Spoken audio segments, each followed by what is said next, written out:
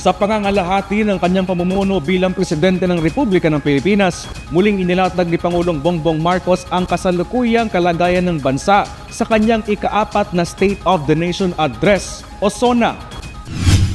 Eksaktong dumating sa batasan pambansa ang Pangulo ng alas 3:30 ng hapon. Bago sa plenaryo ay nakipagpulong muna ito kasama ang mga lider ng Senado at ng House of Representatives. Pasado alas 4 nang magsimula ang SONA ng Pangulo na sumentro sa pagpapalakas ng ekonomiya ng bansa para sa ikabubuti ng sambayan ng Pilipino. Hinikayat ng Pangulo ang foreign investors na mag-invest sa bansa tulad sa sektor ng agrikultura. Natalakay rin ng Pangulo sa kanyang SONA ang papapalakas pa ng kadiwat ng 20 pesos per kilong bigas, renewable energy, edukasyon, poverty alleviation, imprastraktura, kalusugan at iba pa. Nabanggit rin ng Pangulo ang unti-unting pagpapatibay ng mga release ng PNR Bicol line na itinutulak rin ni Camarines Sur Governor El Rey Villafuerte tungo sa high-speed railway system.